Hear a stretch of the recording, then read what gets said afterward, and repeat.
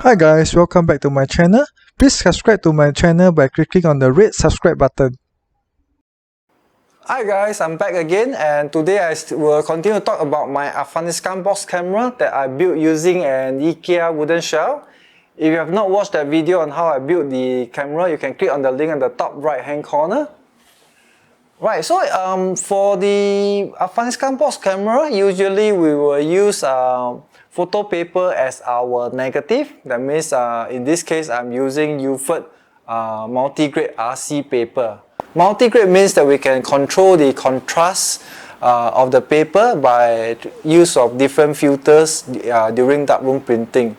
But what happens if we are using it in camera as a photo negative? So if we use this photo paper as our negative in the box camera, the negative turns out to be a bit more on the contrasty side.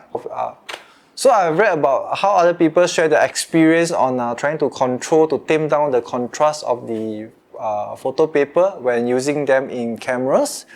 So what I've read is that they will use yellow filters to tone down the contrast. They will play around with the dilution of the paper developer, usually to use a more diluted paper developer. And the third one is to refresh the paper. I have not tried any of this method myself yet. So I thought in this video I will share my practice in using the filters method. And in my case, I will shoot a few shots without filters, with the yellow filters, and also with the Ilford Multigrade filters. That's the set of filters that we usually use in the darkroom to control the contrast of the multigrade paper. So come along with me to see how all this work out. Is there anything that I can learn from all this practice? I will share my findings and my own conclusion. So when I say this is a practice, this is not intended to be a tutorial, this is not intended to be a how-to, but it's rather for my own practice and for me to see for myself how using filters will affect the contrast of the paper. Alright, so this is our setup for today. So what I'm going to do is to take 3 shots. The first one with no filter. So I have a piece of white paper with black text here, and then our Pokemon soft toy here, just as a simple still life setup. And then I will take the second shot with a yellow filter, and then this when I will change it to display yellow filter. So that it's easier when we look at the negative, we know what was this shot taken with filter or no filter. And the third shot will be with the Ilford grade 0 filter. So the chemicals has been poured in. This is the developer. This is the Gavette 253 soft portrait paper developer. I pour in slightly more because I find that the working strength is actually quite weak. It will get adjusted quite easily. So I pour in a little bit more, maybe like 250, so that you can develop a few more pieces of the photo paper. And of course inside is our fixer. So let's quickly take our first shot.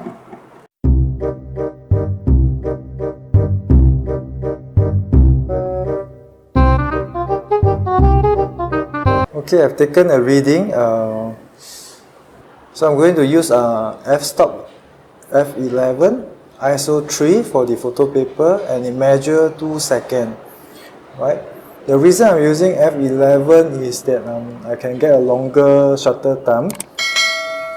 So this is the shot taken with no filters, as we can see on the text here. Of course, it's a mirror image since this is negative. In terms of exposure, I think slightly under. Right, we can see that although the white piece of paper is totally black here, but the black text is kind of grayish. Right, okay. But let's put this one side. We can compare it with the next 2 shots.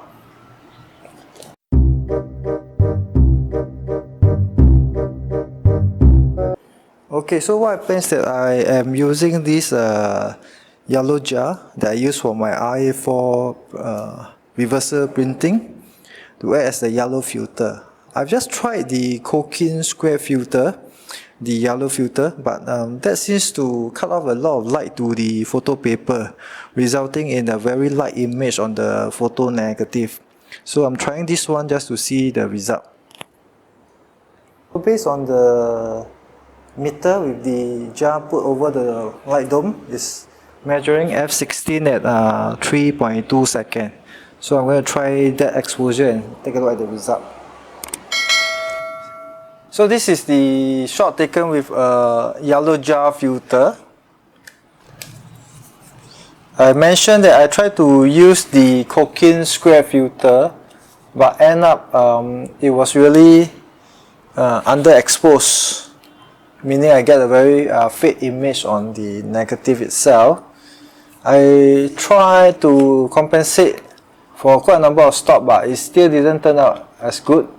So I think the Kodak yellow filter is not really suitable for use on a photo paper negative. I believe that it is filtering away a lot of the light that the photo paper is sensitive to. So I changed to the yellow jar filter, the Y50. I think it's much better.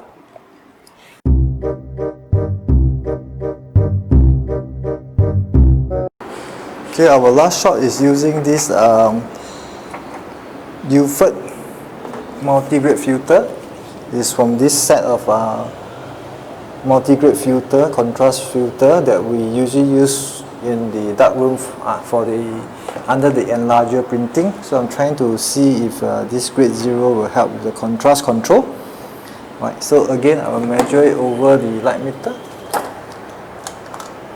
Okay, it's showing f11 at 3.2.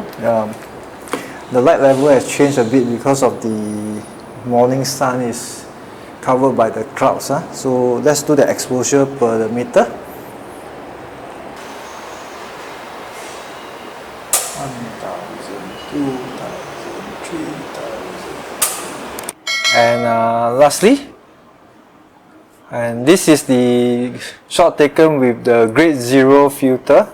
A bit of light lag here, but that's okay. I find that I will need to compensate and about 2 stops, right? Or rather, if I put the contrast 0 filter over the light meter dome, I still need to add 1 more stop. So that's about 2 stops if we just take the light meter without using any filter over the dome, right? So if I just compensate for 1 stop, this is the result that I got. It's a bit under, right? But with 2 stop compensation, it turned out quite well.